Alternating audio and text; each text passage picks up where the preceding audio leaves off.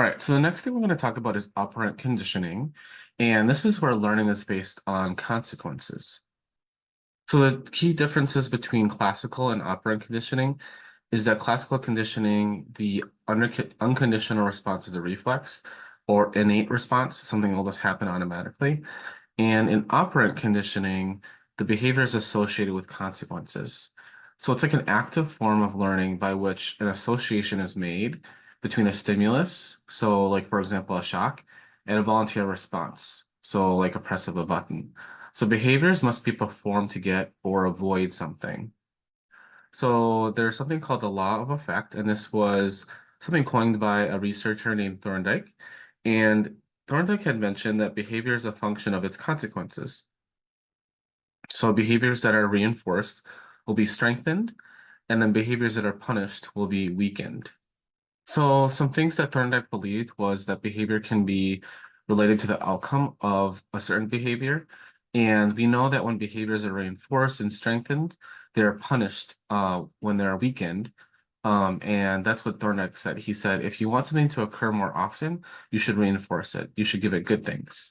And if you want it to if you want it to come about less often, then you should punish it. So that's if we're talking about operant conditioning, that's what we're referring to. So a little bit of the nuts and bolts of operant conditioning. So there's something called the antecedent, and that's a stimulus that precedes the behavior and signals a context in which certain behaviors can lead to a certain consequence. So one example of that would be, it would be like when a traffic light is green, stepping on the gas is a good thing. But when the traffic light is red, then stepping on the gas is bad. And the behavior would be the voluntary action that takes place. And the consequence would be the stimulus after the behavior either increases or decreases the likelihood that behavior will be repeated in the future. So operant conditioning is a procedure where reinforcers guide behavior towards a desired target behavior through successive approximations. And another word for that is called shaping. And shaping is the time in which you are guiding a behavior to be what you want it to be through this ABC process. So operant conditioning requires you to move towards your targeted behavior through what they call successive approximation. And so what we're going to do is we're going to watch a clip of some shaping happening.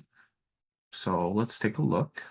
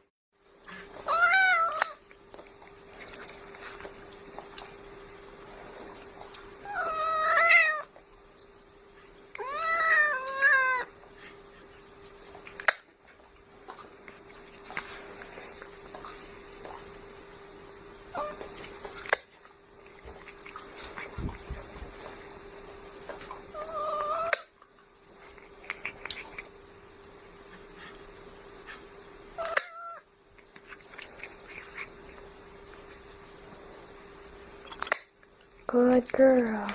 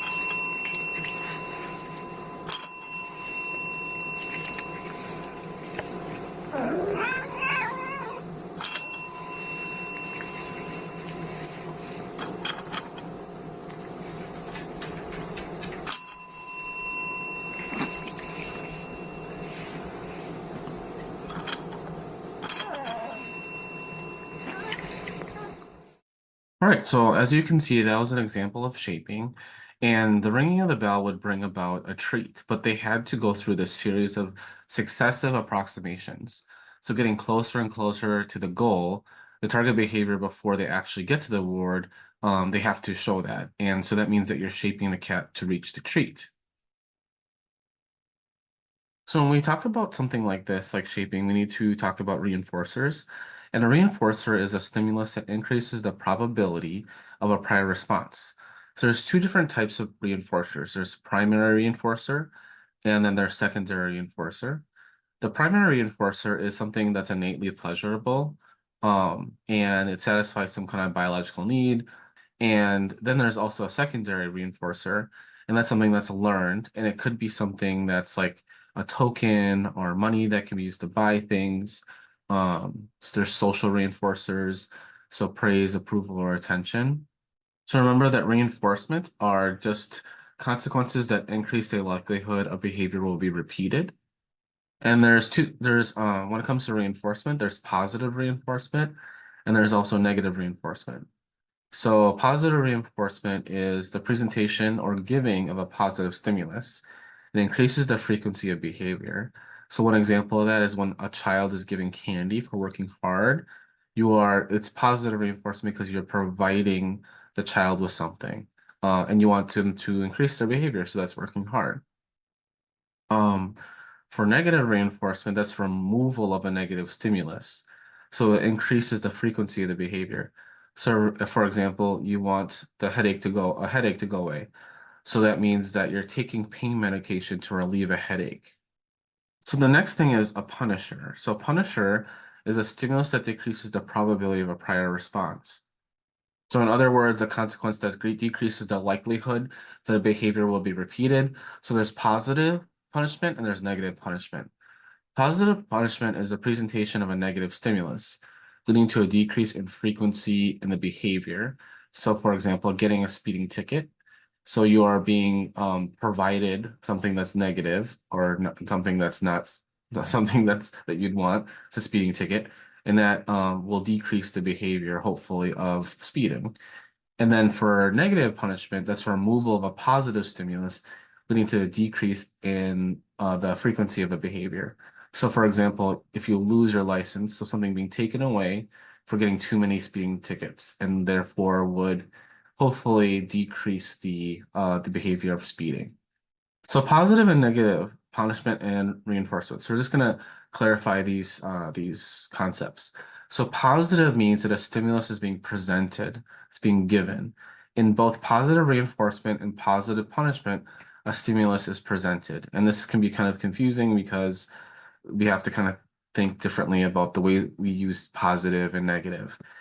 In this case, when it comes to behavior psychology, positive means that a stimulus is being presented to an individual or an organism or something like that. And negative means that a stimulus is removed. So in both negative reinforcement and negative punishment, a stimulus is being removed. So let's watch a video that could be a very good example of operant conditioning.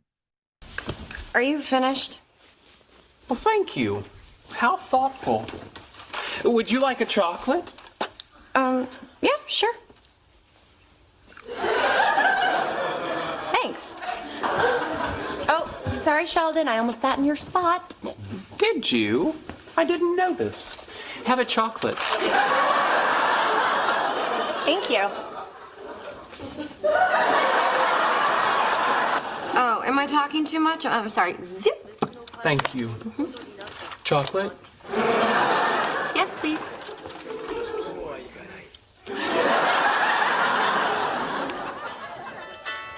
Oh, hey, Kim. Yeah, you know what? Hold on. Let me take this in the hall.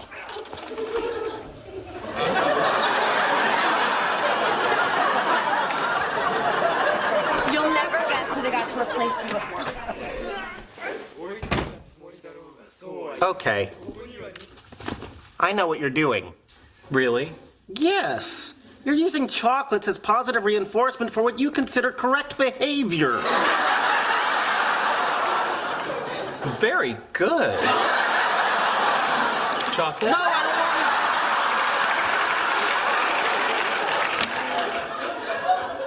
Sheldon, you can't train my girlfriend like a lab rat.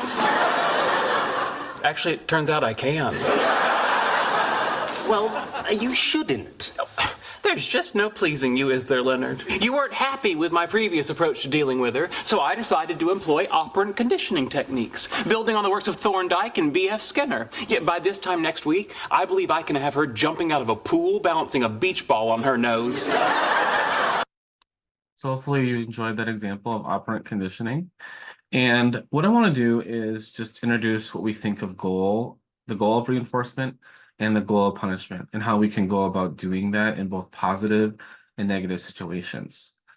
So we can talk about, let's talk about the goal of operant conditioning is for reinforcement is to increase the likelihood of behavior. So we want the behavior to go up or increase. And for punishment, we want the behavior to go down or to decrease the likelihood of the behavior. And we can think of either positive reinforcement or punishments presenting something, and negative means taking away, like I mentioned before. So if we were to fill in these boxes, so positive reinforcement is presenting a stimulus, and in order to increase the likelihood of the behavior in the future. And positive punishment is introducing the stimulus in order to decrease the likelihood of the behavior happening again in the future. And negative reinforcement is taking something away in order to increase the likelihood of behavior happening in the future. And then negative punishment is taking something away in order to decrease the behavior from happening in the future. So I can put those in, and so I'll put that in right now. So that's what those boxes mean, what we put in those boxes. Let's think about focusing on a certain behavior. So for example, having a child share their toys with others. And I'm wondering how you would think about presenting each of these different quadrants. So how you'd present this and change behavior based on positive reinforcement, based on negative reinforcement, based on negative punishment, and positive punishment. So just pause the video here and see if you need more time, if you need to. So now we're going to just focus on a certain behavior. And let's say the behavior is trying to get a child to share their toys. And what I want you to do is to pause the video after I'm done just going through this and thinking about how you could present or change behavior based on these different quadrants and using operant conditioning. So how would you get a child to share their toys using positive reinforcement, or using positive punishment, or using negative reinforcement and negative punishment? So feel free to pause the video here. All right, so I'm gonna let's go over some examples. So some examples that I thought of are telling the child that you'll get to play with a cool toy if they are able to share their toys. So that means giving them a reward and giving them a reward to increase the behavior in order to share. For punishment, we'd be adding something extra they'd have to do that they don't like. So you're presenting a new chore. So for example, tell the child that they have to do an extra chore this week if they don't share. And let's say you want to decrease the likelihood they'll refuse to share by saying, well, if that happens, you're going to have to do more chores, and that would be negative reinforcement. And then the last example, negative punishment would be putting a child in timeouts and taking away something fun from them for playtime. So telling the child that they'll have a timeout where they can't play with toys if they don't share. So another thing I want you to think about is which one of these quadrants you think would be most effective, especially for children, let's say young children who have challenges with sharing.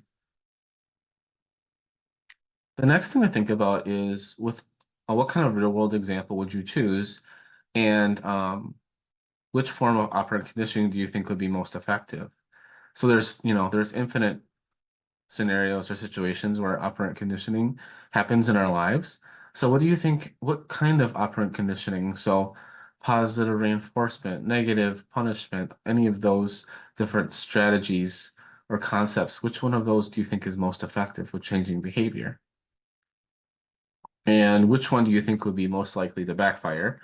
Because sometimes we'll implement something and it won't work.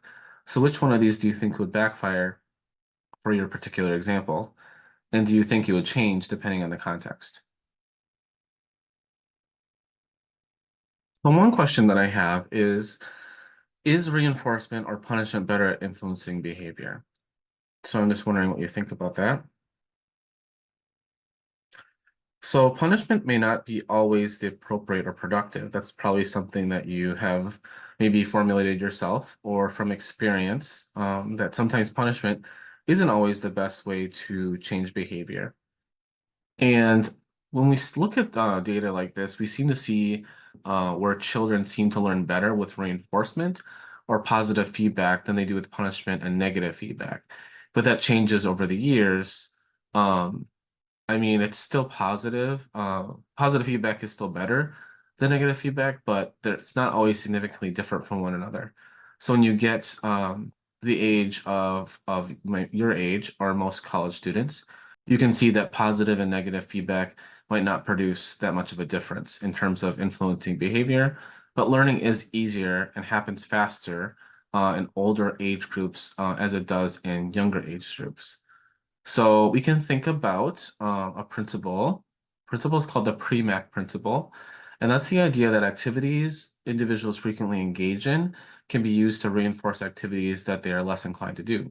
So some examples of that would be maybe things that you might have heard from your family members or your parents, things that I remember hearing when I was a kid, is you can't eat dessert until you eat your vegetables. Um, some other things like you have to finish your homework or finish your reading before you can go play or go to the gym. So each of these things can be adjusted to individuals. And if you know someone's preferences, you can be offering them incentives that are based on those preferences. And if you know what they're not inclined to do or less inclined to do, you can offer incentives to convince people to do those behaviors. So that's often a principle that's used with children in schools, and it's an example of operant conditioning. So once again, just to reiterate, the PREMAC principle is the idea that activities individuals frequently engage in can be used to reinforce activities that they're less inclined to do. And so that means like we're pairing things that are desirable with things that are not so desirable. And to add on to this concept, we have to talk about the effect of time on operant conditioning. And when it comes to behavior modification, putting reinforcement to work for personal change, the amount of time that elapses between performance of a behavior and the receipt of a consequence can have effects on our behavior. So immediate reinforcers can conflict with delayed punishments. And when they do, the immediate reinforcing consequences could be overpowering. So for example, most of us like to eat candy, even though the long-term consequence is cavities. So the desire to eat candy that just overpowers that thought of that will cause cavities. So time can have effect on how we handle operant conditioning and how things like consequences might come out by either reinforcing or punishing consequences. So it could be kind of like this idea of like no pain, no gain. So like you will work hard and it's not necessarily a great feeling, but if you continue to push hard and work hard, then you'll maybe make progress. Maybe if you're training for a sport. So we know that the reward is coming somewhere down the line, but it can be really difficult at the beginning to push through. So let's talk about that. Let's talk about the different elements of how we can look at time and talk about the likelihood of getting reinforcement. We need to think about schedule of reinforcement. So the possibility of future rewards or threats has a strong influence on learning. So these schedules of reinforcement, there's two major ones. And the one is continuous reinforcement. So that's a reinforcer for every correct response. That would be example. So it's every time that a behavior happens, it's reinforced over time. And then there's partial reinforcement, and that means the reinforcer does not always follow every response. And this is a little bit more resistant to extinction because if you continue to do the same reinforcement over time, there could be that habituation that we talked about earlier. And when it comes to these ratio schedules, there's fixed ratio schedule, and that's a reinforcer. That's a reinforcement of a response only after a specified number of responses. So, for example, there could be thinking about people who, individuals who clean hotels, so hotel rooms. So sometimes they'll be given like a flat amount of pay for just working and doing the job. However, they might get extra pay for every 3 rooms extra that they clean above their certain quota. So that'd be an example of a fixed ratio schedule. So no matter what, they're going to get extra pay for every extra 3 rooms that they clean. A variable ratio schedule reinforces a response after an unpredictable number of responses. So this one is harder to extinguish because of the unpredictability. And so rather than it happening every 3rd time or 5th time, we don't know necessarily when that reinforcement is going to come. So an example of this would be like gambling, because you can pull on a slot machine lever and you won't know whether you're going to get the reinforcement of money or not. Some examples, so that'd be like example for gambling. Fishing is kind of the same way, as you don't know whether you're going to be getting that fish the next time. So that's an example of a variable ratio schedule. The next examples would be interval schedules for partial reinforcement. Fixed interval schedule reinforces a response only after a specified time has elapsed. So when we're thinking about duration, it would be like a weekly paycheck, because a certain amount of time needs to pass to be reinforced, and that's the paycheck. And then for variable interval schedule, reinforces a response at unpredictable time intervals. So that might produce slow, steady responses. And so this means that there would be some kind of interval of time, but that reinforcement would be unpredictable. So with the pop quiz, you never quite know when it's going to come. So you're slowly studying and studying for this pop quiz. And then, there could be one day of the week where you'll be hit with a pop quiz. So like you are kind of gradually studying over time. It's not consistent, but you are still doing the behavior to be ready for the pop quiz. So just to reiterate, variable interval schedule is a reinforcement schedule based on an amount of time between the rewards that varies around a constant average. And this might lead to slow and consistent responses because the time the next reinforcer is relatively unpredictable. So another example would be your desire to check your phone is probably high because you don't know when you will see something you like. And operant conditioning, it's important to know, is it varies widely depending on the schedule of reinforcement. And the points on the line that you'll see here represent times when the reinforcement is administered. And the ratio schedules depend on the observer giving a response, and then that produces more responses and reflected in steeper lines. Interval schedules kind of depend on the time and produce fewer responses, reflected as you can see here with flatter lines. The number of responses represents the total number up to the time of each provided reward. So this slide just gives you a look at those different types of partial schedules and partial reinforcements. As you can see here, ratio and interval. And it's just a summary of those based on the consistency of the reinforcer and whether it's coming at a fixed either time or number of responses, or whether it's variable. So an unknown, it's unknown how many responses you might give, how much time you might give, and what the determinant of it is. So is it based on a specific number of responses, or is it based on time? Is it based on the number of behaviors or based on time?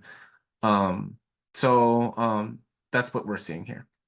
So the next part that I'm going to talk about is learning from those around us. So one of the critical components that is often involved in learning is the people around us and this concept called insight.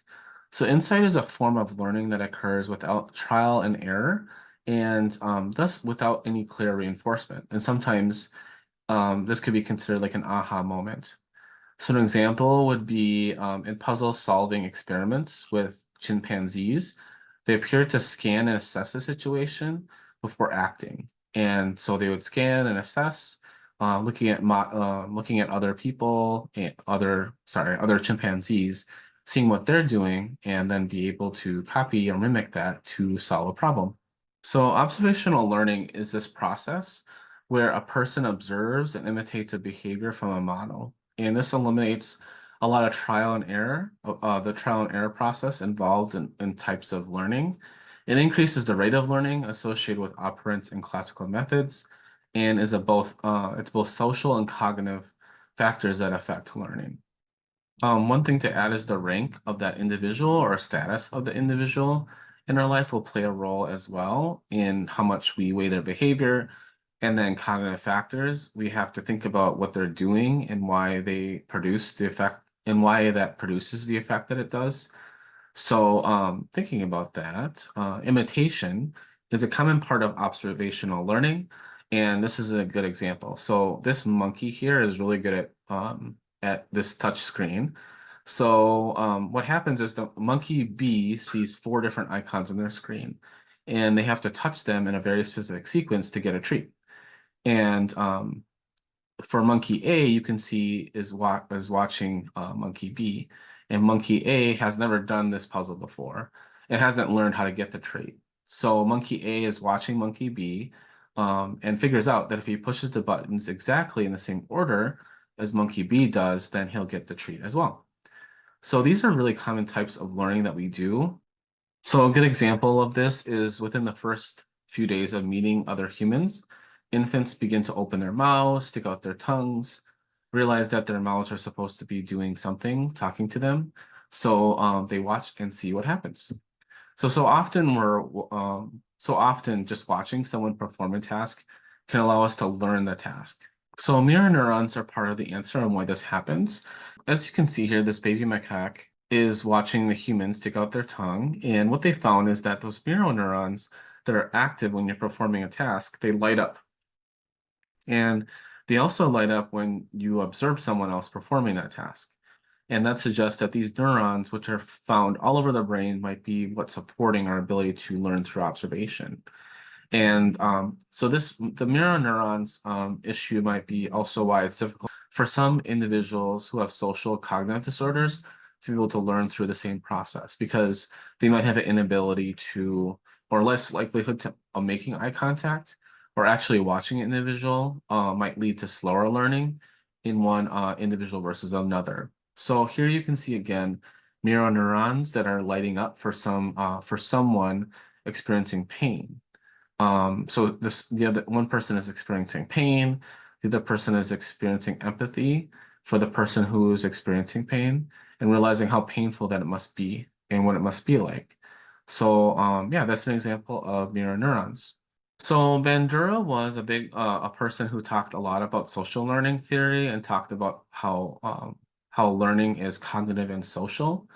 And it says here that learning is a cognitive process derived from social observation rather than direct reinforcement of motor actions. Um, adults adults perform behaviors and learn from them, and we can certainly see examples of that for kids. So an example of that would be like a baby picking up a phone and babbling on the phone, even though they're not actually calling someone, but they have seen adults do this and they copy this.